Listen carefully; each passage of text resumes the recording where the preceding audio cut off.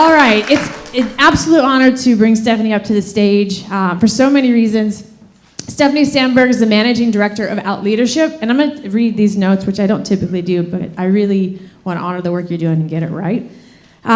In addition to being the Managing Director of OUTLeadership, she oversees their Out Women program, but what we were actually just talking about this, you're about to launch an initiative called OUTLeadership IQ, correct? And I know she'll tell you a little bit about that, or we can discuss it in the Q&A, but it's really about measuring impact of organizations. So from what I'm gathering, we're diversity and inclusion is a topic that we've been talking about a lot. I mean, you can't get into a conversation with anybody that's in the professional environment that is LGBT without having that conversation. But what I love so much about what you're doing with this is they're actually measuring with the impact and what goes into measuring the impact, not just having the conversation about diversity and inclusion, because a lot of us know, sure, we're talking about diversity and inclusion, but who's really also making the decisions in that diverse and inclusive environment, and how are we measuring the results of that? So in addition to that, you live in Princeton, New Jersey, right, with your spouse and 2 children. And I ran into Stephanie about a month ago at the Out Women in Business conference. I was blown away by this concept that she's about to share with you today. I'm excited about where you're going to take it. I'm hoping that we get the chance to really build some applicable content out of it and share it with all of you. So please help me welcome Stephanie Sandberg to the stage.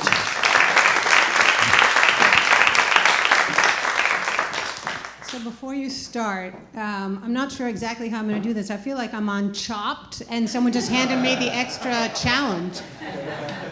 Because I'm the nerdly one that brought notes, because I'm very intentional both with the 20 seconds and with the women whose achievements I'm trying to share. So forgive me for the notes. And I'm not sure. Let's see how this is going to work. Oh, I want to see one other thing. The inventor of the computer, Alan Turing, of course, won the war, and he was gay, and that's great. It was a woman, Ada Lovelace.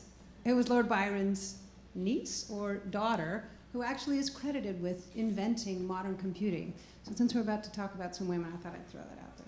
Thank you. Speaking of unspoken stories, right? Yeah. Thank you for sharing that. You can go ahead if you like. So who are your out role models? If you're an LGBT plus women in business, you may have none.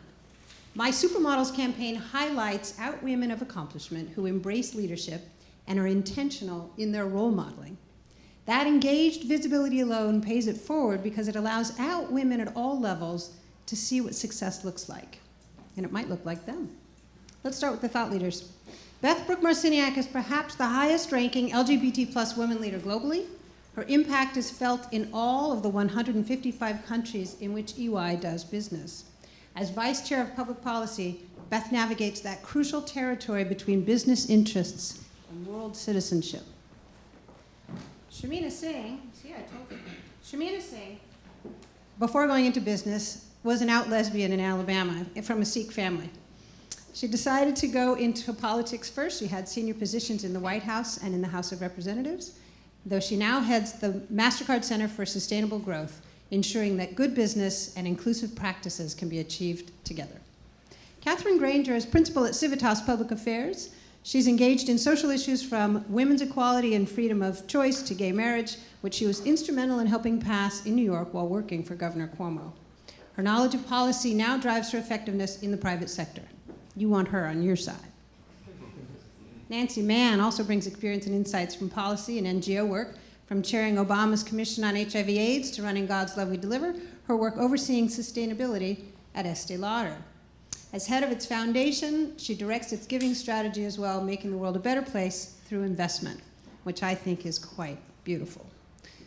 Laura Machlin is a partner at Seyfarth Shaw, and she co-chairs its Labor and Employment Department. As an advocate for LGBT plus rights, she also co-chairs its Diversity and Inclusion Action Team and is a deeply engaged member of the Lambda Legal Board. As I'm sure we can all agree, it could not be a more important time to have a supermodel driving this work. Meet the CEOs. Inga Beale has made a particular splash, coming out as bisexual while with a man, as she is now, because she thought it important to be authentic in her leadership. Seems to be working as the only LGBT plus woman CEO of a major UK firm and now a dame of the British Empire. I love saying that. She's in deep supermodel territory. Martine Rothblatt is the highest paid female CEO in the US because her pay is tied to the performance of United Therapeutics, the company she founded to develop a cure to save her daughter's life, which she did. The company now throws off $1 billion annually. A trans woman, Martine is also interested in electric helicopters and artificial intelligence. Meg Columbia Walsh has founded or co-founded 5 companies so far, all tech-based firms in the healthcare and CPG spaces. Her current firm, Wiley, uses cloud-based machine learning to predict and assemble relevant content in real time for digital marketers. Meg's also deeply committed to electing lesbians to public office. That's what I'm talking about. Beth Ford, while not yet CEO of Land O'Lakes, is in line to become the first LGBT plus woman to run a Fortune 100 or Fortune 500 company. An operations and supply chain expert, Beth currently serves as COO. She also is one of only 9 out LGBT people to serve on a Fortune 500 board. Let's turn to the operators, without whom nothing happens. Claudia Bryn-Woody, VP and Managing Director at IBM, oversees the firm's intellectual property licensing around the world. As global co-chair of IBM's LGBT plus executive task force, she also has enormous impact in our community at all levels, everywhere IBM does business, which is, of course, everywhere. By the time we wrap up today, Rosanna Duruthi will have cleared out her office at Cigna, where she has served as Chief Diversity Officer, to catch a flight for Mountain View, California. Why? Because she's taking over as Chief Diversity Officer for LinkedIn, making her a connector and supermodel supreme. Watch this space. Marcia Wilder established the privacy and cybersecurity practice at Hogan Lovells, following years working as Deputy Counsel for the Department of Health and Human Services. As lead for Hogan's global sponsorship of Out Women, and because she recently came out at our Out Women US Summit panel as a former stand-up comic, I call her a super-duper supermodel. Sally Sussman has been a billboard supermodel for out LGBT executives from the get-go. After spending time on the Hill and serving the Clinton administration's Commerce Department, Sally worked at American Express and Estee Lauder before joining Pfizer as the EVP of Communications. Sally also serves on the UK-based board of marketing giant WPP. I like to say that you want Karen McGee with you on the island, and you do, because as one who's worked with her, I've marveled at how she gets stuff done, and she will keep you alive. The former CEO of Planet Out, Karen returned to her media roots 7 years ago, where she now serves as Chief Human Resources Officer of Time Warner. You're the only senior out executive and the chief engineer at DuPont. Your name is Gail Gibson, and you are a supermodel. In addition to overseeing engineering research and tech for the field program, Gail is a strong leader of STEM globally and often advocates for women in the field. She has got this. Monica Boll puts the expertise into the phrase operations expert. As managing director at Accenture, she serves as account lead for 2 global clients and manages teams across 5 continents. As a Latina, she also brings intersectional perspective to her work, co-chairing the firm's LGBT employee resource group. Super Lawyer says most of what you need to know about Rachel Harris, who puts Loeb & Loeb on the map as chair of its International Trust and Estates Planning practice, including multi-jurisdictional and international matters. I also salute her earlier work to help overturn DOMA, helping clear the way for my wife and me to celebrate our anniversary with our daughters in October. Isn't that adorable? Ara Tucker gets restless. After graduating from Princeton, she stayed on to work in the administration there until deciding to go to law school. After practicing law, she realized that wasn't really her bag, so she joined Morgan Stanley's diversity team and now is Director of Employee Experience at Audible. This is leveraging experience in new ways while pole vaulting up the corporate ladder. Finally, Stephanie Thompson brings her competitive instincts as a former professional ski racer to help her clients at Morgan Stanley make the most of their money, from high net worth individuals and private business owners to HR departments. She helps a lot of them figure out how to sail off into the sunset. I'm with her. Thank you. Thank you. So as a lesbian and as a woman who has been, constantly in boardrooms and C-level conversations where it was like generally just myself, when I saw this presentation a month ago, I was just like, it was a godsend for me. So thank you for sharing it with us. I have a personal question. How did you decide to come up with this concept of supermodels? Because I've been talking about it, by the way, like every day since I've seen it. So it's 2 parts. Thank you. It's not as strategic as as you might think it is. It's a combination of who I know, who I thought are the key role models, and then a smattering of others to show industry, expertise, a lack of high profile, frankly, because this notion of embracing leadership, being intentional in your role modeling, already make you a change maker in corporate America and I think in general. And I think the effect that you had seeing a version of this at Out Women in Business is just, I just kind of want to flood the zone a little bit with all these women doing great things. You had just 20 slides, so I chose 20. But So, I would like to expand it. I want to share another story. I know that, and I'm going to turn it over to you. But the morning that I went to Out Women in Business and saw this, I actually set off a shitstorm on Facebook with a very, very well-known promoter in Australia who actually brings Tony Robbins. And this might be a good time to turn Facebook Live off. But they produced this event called the National Achievers Congress.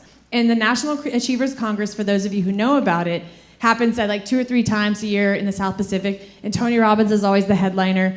And I looked at the bill for it, and there were 13 people that on it, 2 women. And it was called the National Achievers Congress. And I was exhausted. It was like 2 in the morning. I was going to bed, and I wrote it. And this is literally the guy who writes the check to Tony Robbins on his page. 2 women? Question mark. Only 2 women achieving? Question mark. And I went to bed. And I woke up, and there was phew, phew. And I'll spare you the details of what that conversation sounded like. But then I went to go hear this. Literally the next morning, I woke up, and I'm kind of laughing. I'm also like, oh, I'll never work with him again. And I hear this presentation, and I'm feverishly writing every single name, where they're from, email it to him, and I'm like, here you go. Here are your women achieving. Because he was saying, I don't know where these women are. I've asked 13 people. You asked 13 people. So I gave him a list of your supermodels, and hopefully we'll do something with that. It truly impacted me, and I wanted to share that with you, and I hope that it impacts everybody else. All right, enough about me. Let's talk about you. I'm Brandon. curious about 2 women that I expected to see on the list, Senator Tammy Baldwin and Rachel Maddow. So we have no journalists, no heads of NGOs, Got it, okay. no politicians. That said, this is a very, we're pretty nimble and smallish ourselves. So I don't want to overstate how, that this is part of a deeply researched project. I run something called Out Women for Out Leadership, where we convene senior level women in business. And Out Leadership is all about business. We're about where business meets equality, we like to say. But we are a business in large part because it's going to be business, and it is business that drives equality, right? So we're a B Corp. So it's all about helping companies harness that inclusion, driving equality. And so the presentation you saw had it didn't have these stringent. So the beginning of it talks about my perception and my thinking of why corporate America, and it can expand from there, of course, why it needs to recognize that the gender parity and the gender gap is the same in the LGBT world as it is in the straight world. The women, I think, need a little more attention paid and potentially a room of their own.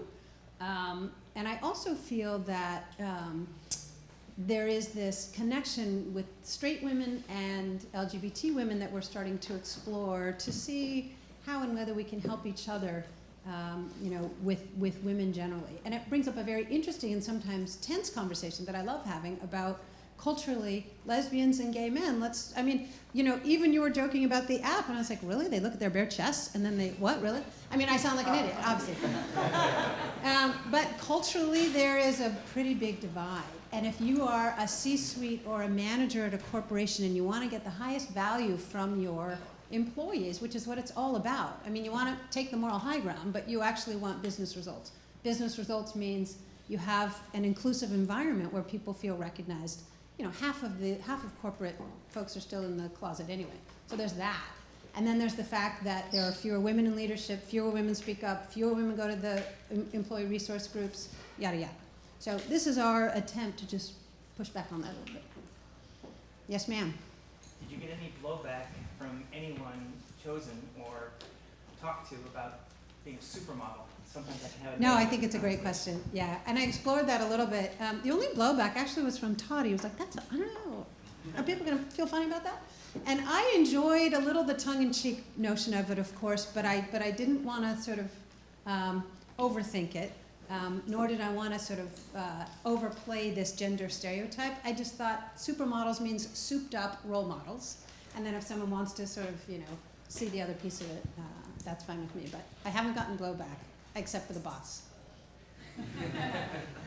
I like your idea of elevating women to that stage, and it's very much in line with what we want to do and what we're doing now, which is we want to put people in front of you so you can see yourself in them. And we were, strategic about who we put on this stage for this particular event because we wanted to make sure that we were showing some diversity on a number of levels, backgrounds too, and what people's focus is and how they fit into making a difference for you. And that's something we're going to continue to do as well, and hopefully with your help as well. How many in the audience identify as LGBT women? So it's that typical, right? Mm-hmm. Yeah. Welcome, y'all. All right, thank you.